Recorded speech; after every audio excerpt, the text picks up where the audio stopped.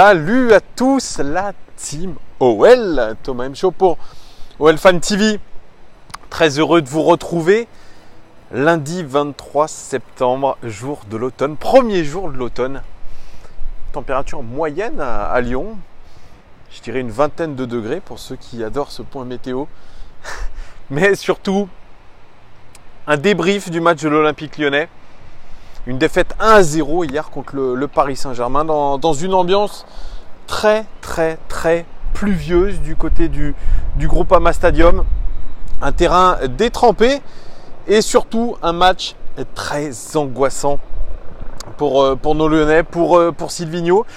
Angoissé, c'est le terme qu'a utilisé Jean-Michel Aulas, qui a parlé un petit peu dans la presse en parlant de ce match un petit peu comme d'un match capital pour essayer de revenir à hauteur du Paris Saint-Germain et surtout se rassurer. C'est le troisième match de cette série qui avait débuté contre Amiens, c'est pas série télé, n'est-ce pas, qui avait démarré contre Amiens, qui s'est poursuivi contre le Zénith Saint-Pétersbourg et là qui se terminait par le Paris Saint-Germain. Alors, Silvinho, il était un petit peu dos au mur parce que les prestations de nos Lyonnais, c'est pas du tout ça. Son système de jeu est très compliqué pour les joueurs à mettre en place. Ses concepts sont très compliqués. Il semble y avoir une mentalité désastreuse. Il semble y avoir un petit peu un physique qui lâche déjà. Et puis aucune certitude. Donc Silvinho se devait de changer quelque chose. Il a changé son système de jeu. Il est passé sur un 3-4-3, une défense à 3. C'était un petit peu le coup tactique utilisé par Silvinho. Ça rappelle un certain Bruno Genesio qui faisait des coups tactiques, surtout contre les gros. Mais ça a fuité dans la presse il y a 2 jours. Donc le PSG a pu s'adapter tranquillement. En tout cas, ce coup tactique, c'était de mettre cette charnière centrale à 3 en remettant Andersen titulaire aux côtés de Denayer et de Marcelo. Marcelo qui continue lui à être titulaire puisqu'il n'est pas dégueulasse du tout sur les derniers matchs. Et puis 2 pistons avec Koné et Dubois sur les côtés. Un milieu de terrain avec Thiago Mendes, Oussem Aouar. Et puis surtout une attaque à 3 avec Jeff Reine-Adélaïde plutôt en soutien des 2 attaquants. Nos 2 meilleurs buteurs, nos 2 meilleurs joueurs selon Silvinho, Depay et Dembélé, qui sont finalement alignés tous les 2 dans l'axe. Depay, qui était normalement dans le 4-3-3 excentré à gauche, et bien là, il est dans l'axe poste préférentiel pour lui. Bref, on s'est dit, cette équipe, elle est plutôt chatoyante. Il y a peut-être quelque chose là-dedans pour jouer contre le Paris Saint-Germain.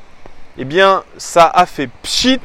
Ça a joué bien comme il faut les 10 premières minutes de jeu. On a vu un petit peu d'intensité, puis après, on est reparti sur les mêmes bases que ces derniers matchs, à savoir un manque d'intensité, un manque de détermination, un manque de personnalité, de caractère. Et puis on s'est fait manger par le Paris Saint-Germain qui a eu de nombreuses occasions qu'on a annihilées grâce à notre fameuse défense à 3 qui a permis de dégager un bon nombre de ballons, notamment Andersen, qui s'est retrouvé d'ailleurs un peu plus rassuré au milieu de ses partenaires.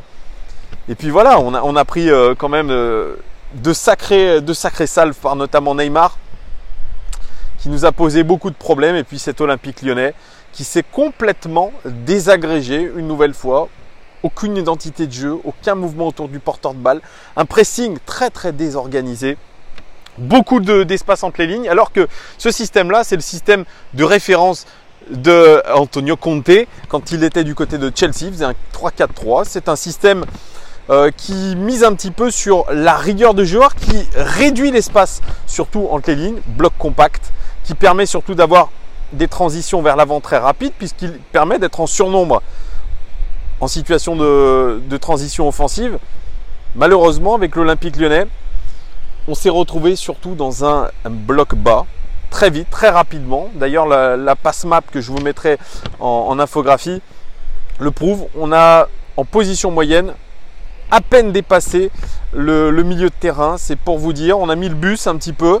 On s'est retrouvé à défendre et à perdre beaucoup d'énergie, comme le dit Memphis, puisque effectivement, nos milieux de terrain, nos 2 milieux de terrain se sont retrouvés à faire l'essuie-glace pour essayer de balayer la largeur Ça a été très complexe. On était loin du 3-4-3 hyper rodé d'Antonio Conte. Là, on a eu vraiment plutôt une défense à 5, même si sur la passe map, on a quand même nos deux pistons que sont Dubois et Koné qui sont quand même un poil plus haut.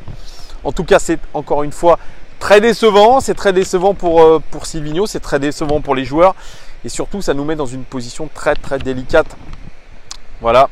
Donc bon, les gars, on va essayer quand même de faire l'analyse statistique, vous le savez, parce qu'on a vu des choses. J'ai vu des choses. Mais l'analyse statistique est quand même assez incroyable. 12 tirs côté lyonnais, 0 cadré. Ça aussi, c'est catastrophique. Catastrophique, les gars. Des frappes de balles. Mais nul.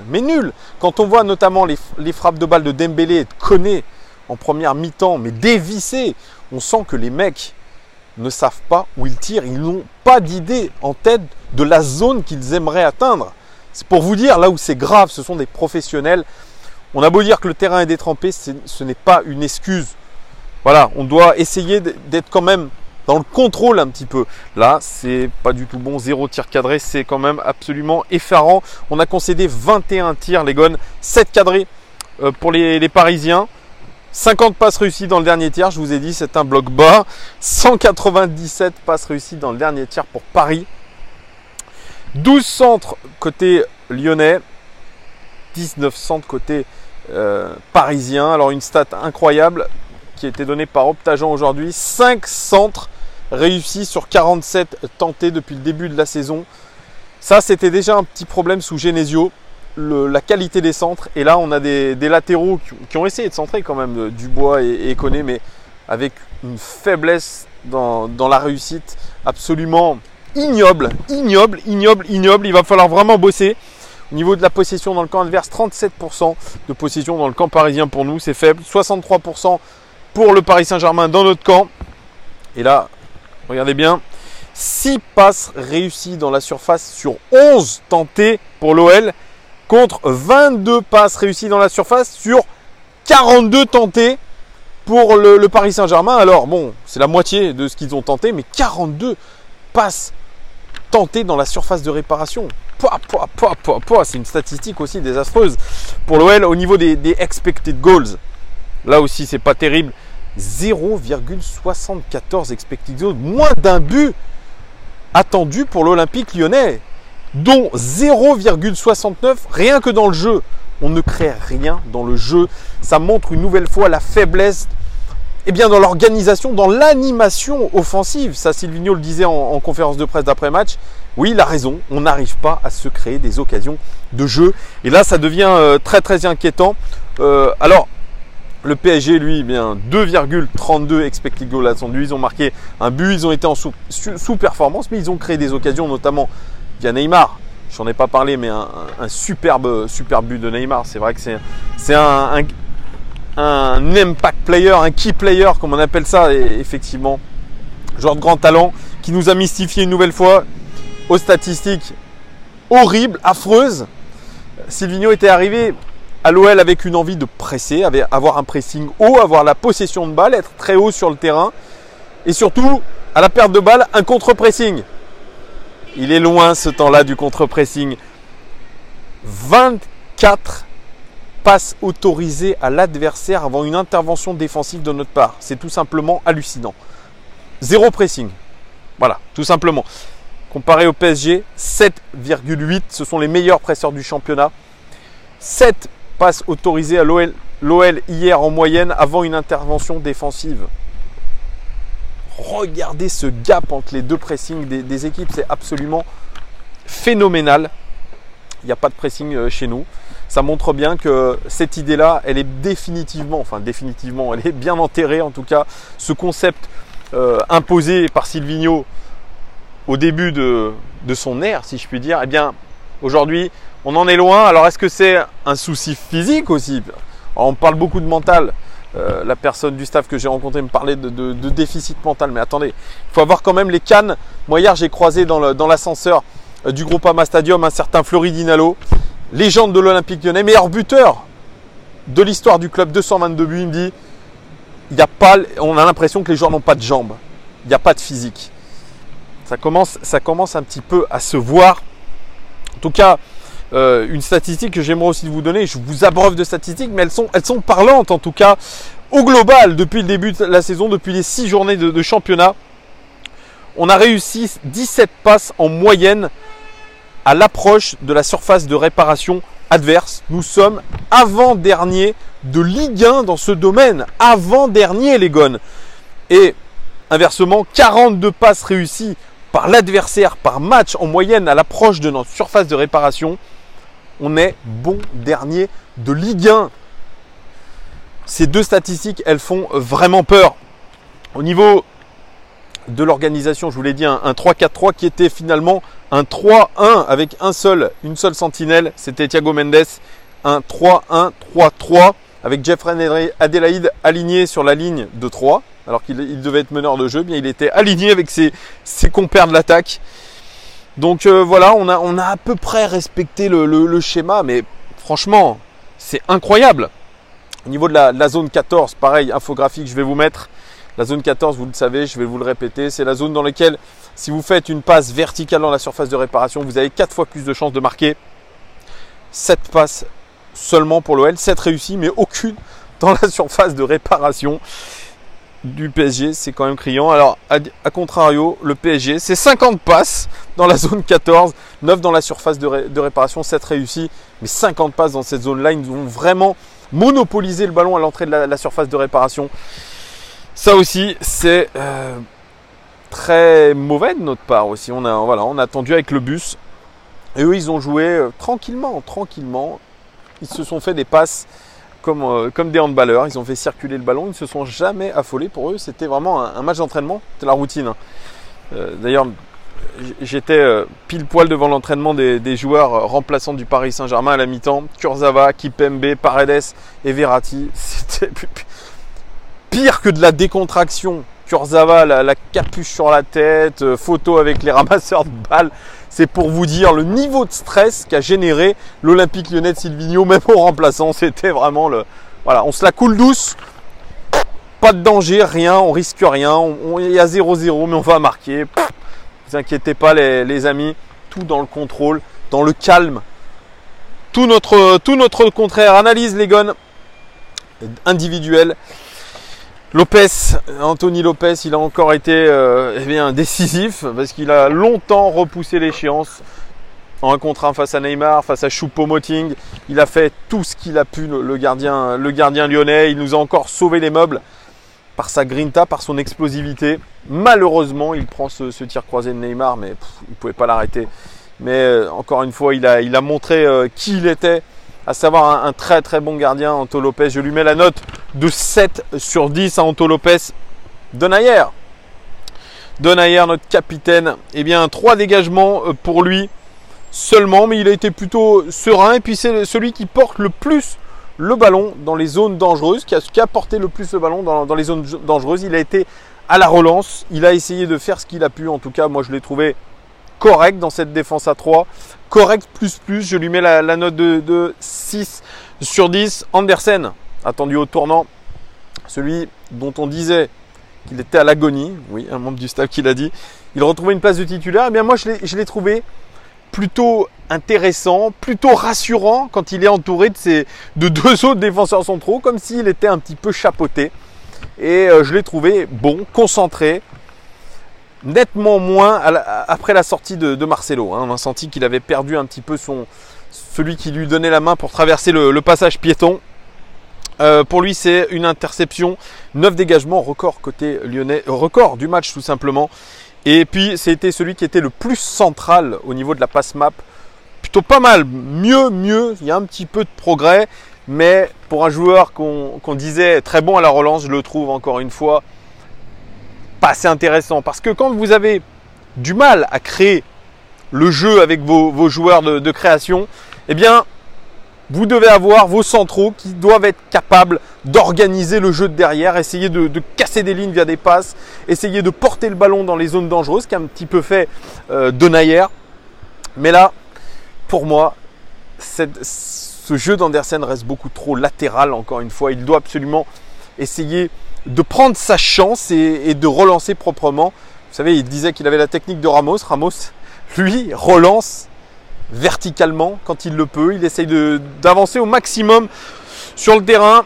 Voilà, on attend un peu plus, mais c'est mieux. Bon, je lui mets un 6 sur 10 d'encouragement pour Andersen.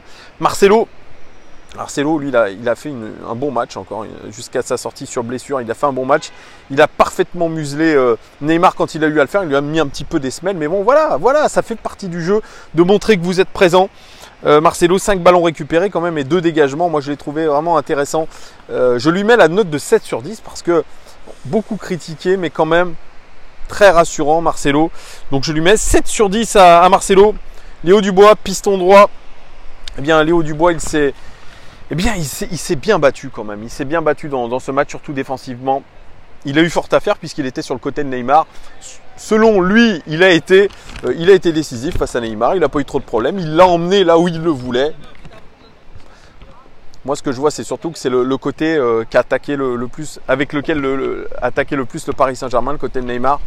Mais bon, voilà, offensivement, c'était zéro pointé pour Dubois qui a réalisé une performance de 1 centre sur 6. C'est sa qualité première, rappelez-vous. Très bon centreur, 1 centre sur 6 réussi. C'est peu. Je pense qu'il n'avait absolument pas la lucidité de centrer après ses efforts défensifs. Voilà, mais bon, pour un piston, c'est la qualité première, c'est un petit peu ce gros volume physique. 9 ballons récupérés, record côté lyonnais dans ce match. 3 attaques réussies, record côté lyonnais dans ce match. 2 interceptions, record du match tout simplement, et 2 dégagements. Il a été quasiment irréprochable défensivement, mais offensivement, malheureusement, ça a pêché. On ne peut pas tout lui demander à Léo Dubois, qui fait quand même un match plutôt correct, plus aussi. Je lui mets la note de... Ah, je ne vais pas mettre des virgules, j'avais dit que je ne mettais pas de virgule. Je lui mets la note de 6 sur 10 à Léo Dubois. Koné, piston gauche. Bien, lui aussi, il a un petit peu confirmé ce qu'il avait fait contre le Zénith, à savoir beaucoup de volume, beaucoup d'intensité dans les courses, mais beaucoup de déchets aussi, notamment sur cette frappe de balle absolument ignoble. En première mi-temps, c'est lui qui s'est signifié avec la dernière frappe un peu dangereuse de l'Olympique Lyonnais hier, et cette belle frappe enroulée du gauche.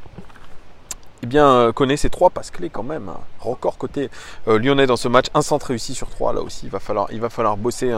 Bosser. Et puis, c'est celui qui a fait le plus de passes dans les zones dangereuses. C'est un match correct aussi, même si, eh bien, sur le but de Neymar, mais c'est lui qui perd le ballon sur son côté. Ouais, c'est lui qui perd le ballon. Donc, une petite faute de concentration. Tout de même, 6 sur 10. Lui aussi. Thiago Mendes, qui était un petit peu la sentinelle. Il est bon en sentinelle. Moi, je le trouve plutôt intéressant. Il a essayé de faire ce qu'il a pu, relancer propre. Essayer vraiment d'apporter quelque chose. Thiago Mendes, même si je ne suis pas fan à 100% de ce qu'il fait depuis le début de la saison. 3 dégagements, simplement. Alors, c'est les statistiques là que je vous donne des 5 meilleurs joueurs du match. Vous pensez bien qu'on n'a pas été régulièrement dans les 5 meilleurs joueurs du match hier. Mais voilà, il a essayé quand même de faire ce qu'il pouvait en tant que sentinelle. Là, il me fait penser un peu au Thiago Mendes sous Bielsa, pour ceux peut-être qui s'en souviennent lors de son passage à Lille. C'est quelqu'un qui est capable d'être une rampe de lancement idéale. Ouais, sur ce match, je ne l'ai pas trouvé dégueulasse quand même, Thiago Mendes. Je lui mets la note de 6 sur 10 lui aussi. Jeffrey Adélaïde, aligné en tant que meneur de jeu, meilleur joueur lyonnais du match contre le Zénith, qui a beaucoup d'abattage. Il a eu beaucoup d'abattage dans ce match. Il a essayé de faire ce qu'il a pu en tant que troisième attaquant. Alors lui qu'on avait recruté comme relayeur, mais qui est très polyvalent, qui peut jouer sur un côté, meneur de jeu, etc. Eh bien, il a gagné 3 duels sur 6, qui est le record côté lyonnais dans ce match. Mais il a été sorti peut-être trop vite par Silvinho. C'est peut-être une erreur de coaching, parce que c'est un joueur qui peut être décisif. C'est un jeune joueur, mais qui est capable d'être décisif, qui a cette capacité à accélérer, à avoir ses premiers mètres décisifs quand il est face à un adversaire, d'avoir ce dribble-là. Il pouvait apporter quelque chose. Malheureusement, il a été sorti. Et au final, il a pas créé grand-chose malgré cet abattage-là. Je lui mets aussi la note de 6 sur 10. Il aurait mérité de rester un peu plus longtemps sur le terrain, parce qu'il a des cannes. Lui, il a des cannes par rapport à certains autres joueurs. Mais c'est en tout cas prometteur, parce que ce que nous fait Jeffrey Adélaïde, il faut juste le positionner dans un rôle précis. Et éviter de le balader à droite, à gauche, en relayeur, à droite, au centre. Voilà, il faut lui trouver un vrai poste à Jeffrey Adelaide, mais à coup sûr, avec cette mentalité, lui pour le coup, il a une vraie mentalité intéressante, eh bien il pourra faire de bonnes choses. Jeffrey Adelaide, on passe à Houssem Aouar. Houssem Aouar, il fait pas un bon match encore une fois. Moi, je l'ai suivi un petit peu en caméra isolée, si je puis dire, régulièrement. Il y avait des courses dans son dos et il n'avait même pas peut-être l'envie ou la capacité de suivre ce joueur-là. Il s'est contenté d'une défense en zone et puis un petit peu de temps en temps du pressing. Alors ça, j'aimerais revenir un petit peu sur le pressing. Alors de temps en temps, il y a quelques joueurs qui ont initié ce pressing pour faire notamment remonter le bloc. Et c'était toujours avec des grands gestes. Genre, venez, qu'est-ce que vous faites? Vous attendez. On sent que vraiment, allez regarder de plus près, même dans la gestuelle, eh bien, ils ne font pas de pressing en bloc.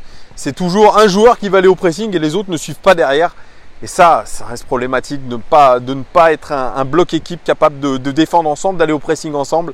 Et régulièrement, ça s'est vu. Houssem Aouar, quand il était les rares fois au pressing, personne ne le suivait. Il était en train de regarder derrière lui, en train de demander aux joueurs, mais allez, montez. Cadrez les joueurs que vous avez devant vous. Eh bien, ça n'a pas été le cas.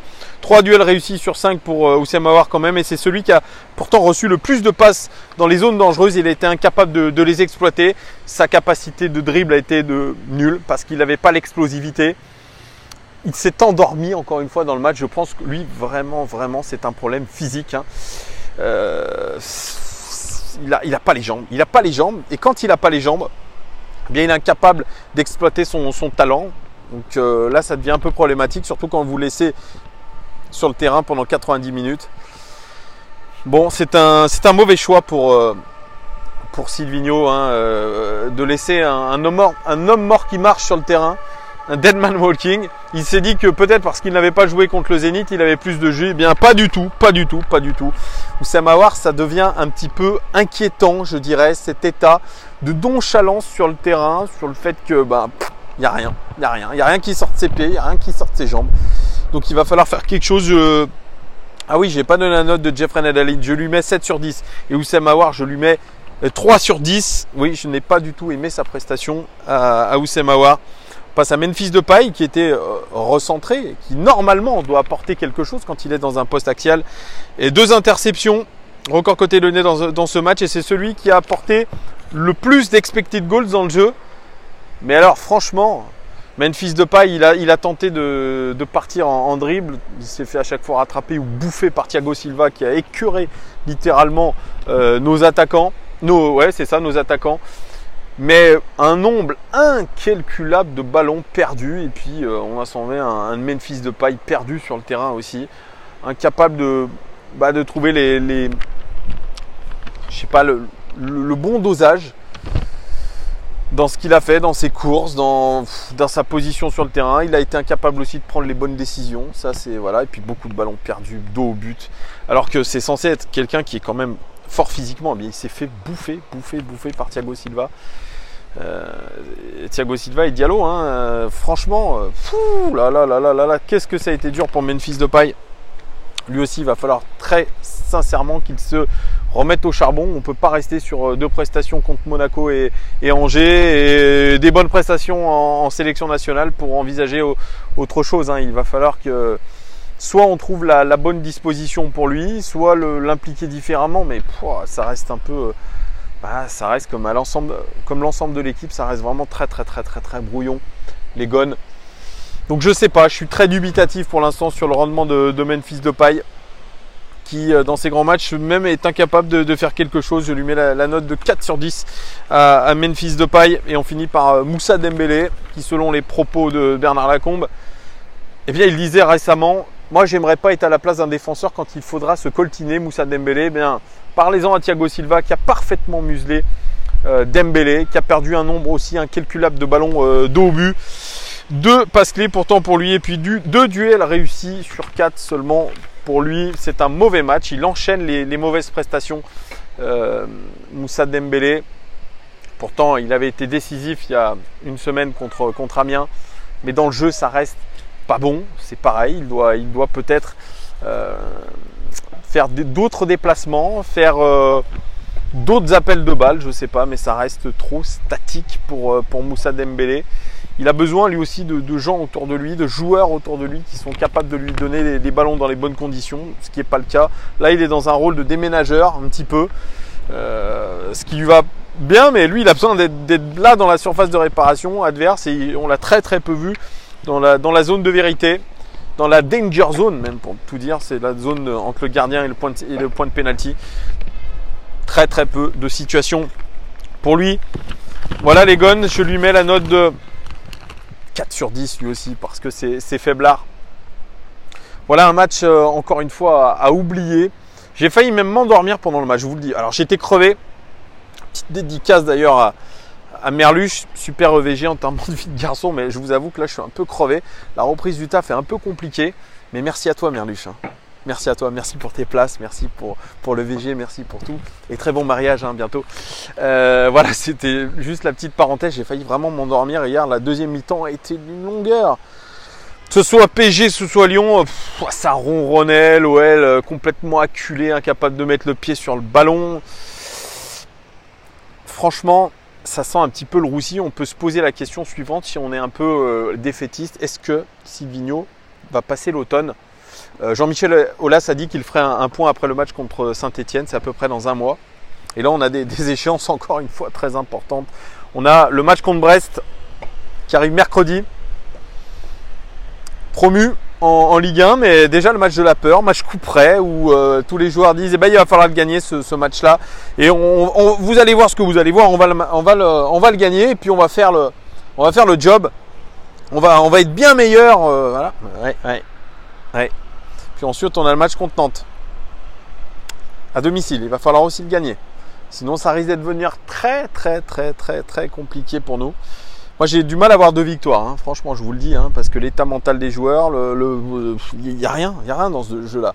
Alors je vois beaucoup de commentaires sur les réseaux sociaux qui commencent déjà à comparer Silvinho et Genesio, en disant que Genesio, quand il y avait des grands matchs, il était capable d'apporter de la folie, de proposer à ses joueurs un plan de jeu avec de l'intensité, avec du pressing. C'est vrai qu'on a vu des victoires contre Paris avec du goût, avec de l'émotion, mais alors là, mais moi c'est ça que je reproche un petit peu à Silvinho. Il est arrivé avec des beaux discours, avec un 4-3-3, avec de la possession, avec du pressing, mais l'élément de base, le pressing, mais il n'y en avait pas, il n'y en a pas. Ça fait plusieurs matchs qu'il n'y a pas de pressing. Les joueurs ne sont pas capables d'aller presser haut de l'adversaire, de l'étouffer même, de l'empêcher de jouer. Hier, Paris était dans un fauteuil, privé de plusieurs joueurs, ils étaient dans un fauteuil. C'était un match d'entraînement, ils ont trottiné Paris hier. Et ça, c'est inadmissible. Aujourd'hui, de voir cet Olympique Lyonnais sous perfusion, franchement, c'est incroyable. Imaginez que le PSG ouvre le score plus tôt, c'est une ribambelle de buts derrière, parce qu'on est obligé de se découvrir, etc. Et on allait manger la poussière.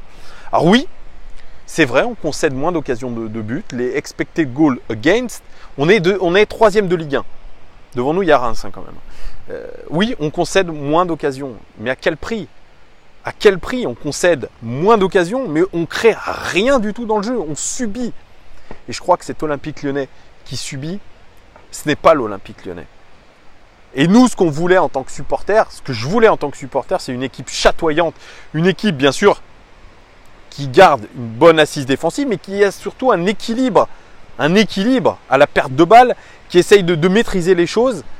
Et pourquoi pas, ensuite, quand il y a une phase de contre-attaque, aller dans le déséquilibre et créer quelque chose. Là, ça reste très faible. Alors aujourd'hui, je vois la séance du jour là, qui a été postée sur les réseaux sociaux de l'OL. Alors on voit des joueurs, waouh, ça va vite, Batik qui demande 2 touches de balle maximum, et on joue simple ici, à début d'une vraie bombe. Ouais, mais c'est pas ce qu'on voit sur le terrain. Est-ce que les entraînements sont adaptés à ce qu'on doit avoir en match? Je sais pas. Moi, franchement, ce début de saison est très énigmatique. Et j'ai vraiment du mal à me projeter sur les prochains matchs, et surtout la Ligue des Champions.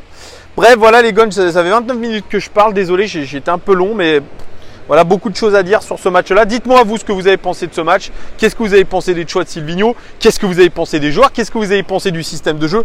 Dites-moi tout les gars en commentaire. Lâchez-vous, je sais déjà sur mon vlog, il y en a pas mal qui ont, qui ont été cash par rapport à la prestation de nos Lyonnais. Mais voilà, dites-moi si vous êtes d'accord avec moi par rapport aux statistiques aussi, parce que je sais qu'il y en a qui n'aiment pas les stats, mais là, elles servent un petit peu pour mettre en relief la prestation de nos joueurs, ou la non-prestation, pardon, de nos joueurs. Dites-moi tout, est-ce que vous êtes confiant ou pas? Bien sûr, il y aura un avant-match du match contre Brest. Je vais tourner la vidéo demain, je vous la mettrai en ligne demain soir normalement. Voilà les gars, il ne me reste plus qu'à vous souhaiter une très bonne fin de journée. Très bon début de semaine à vous surtout les gars. Et on croise les doigts, putain de merde. Allez, ciao, bye.